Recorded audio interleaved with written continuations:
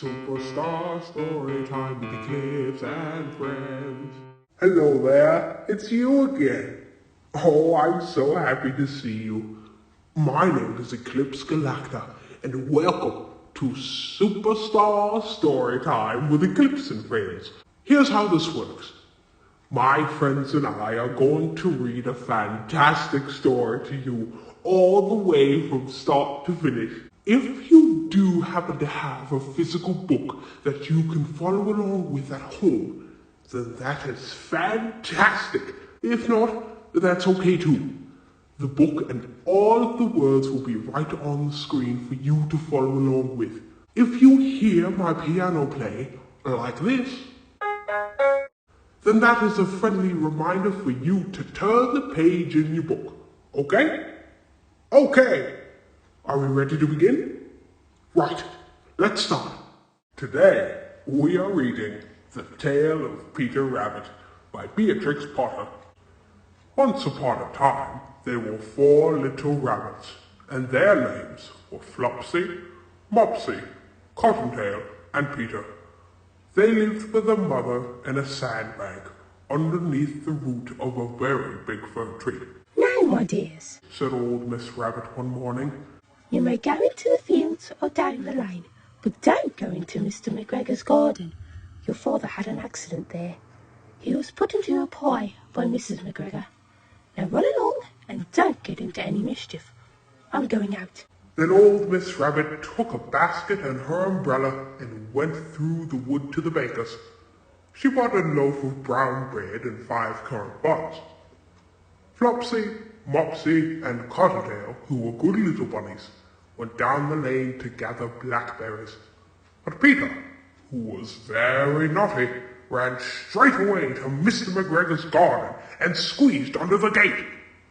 First he ate some lettuce, and then some French beans, and then he ate some radishes, and then, feeling rather sick, he went to look for some parsley. But round the end of a cucumber frame, whom should he meet but Mr. McGregor? Mr. McGregor was on his hands and knees, planting out young cabbages, but he jumped and ran after Peter, waving a rake and calling out, "Stop, thief!" Peter was most dreadfully frightened. He rushed all over the garden, for he had forgotten the way back to the gate. He lost one of his shoes among the cabbages and the other shoe amongst the potatoes. After losing them, he ran on all 4 legs and went faster, so that he might have gotten away altogether if he had not unfortunately ran into a gooseberry net and got caught by the large buttons on his jacket. It was a blue jacket with brass buttons, quite new. Peter gave himself up for lost and shed big tears. But his sobs were overheard by some friendly sparrows who flew to him in great excitement and implored him to exert himself.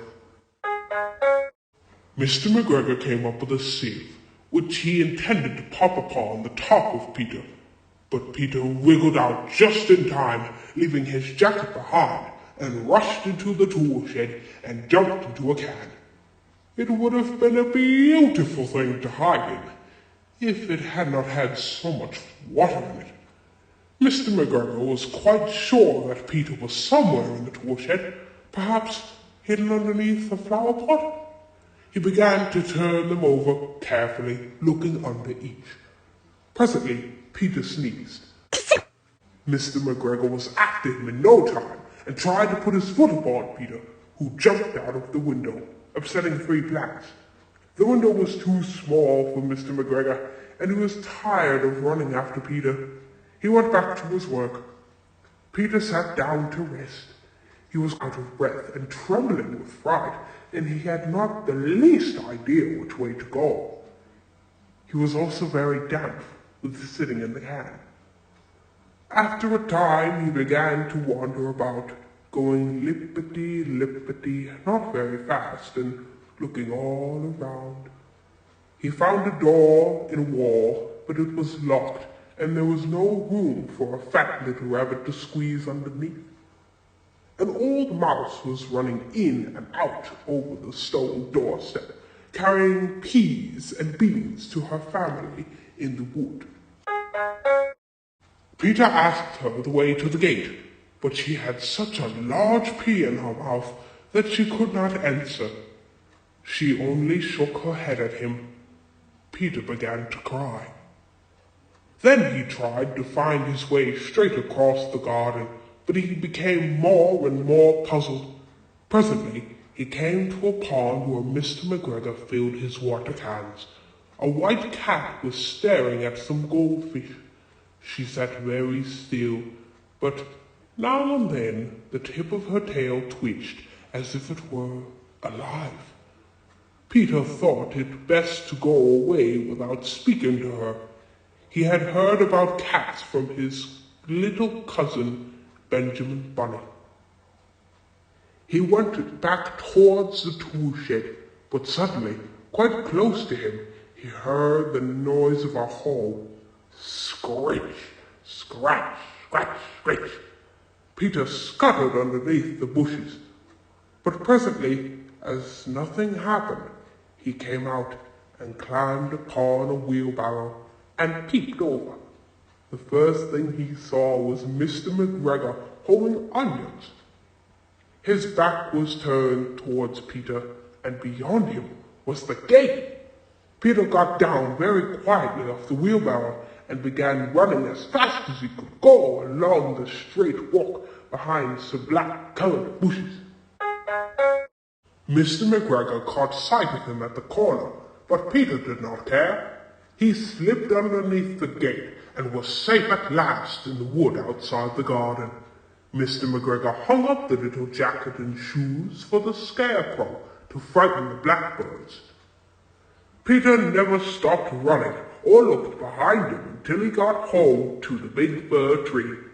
He was so tired that he flopped down upon the nice soft sand on the floor of the rabbit hole and shut his eyes.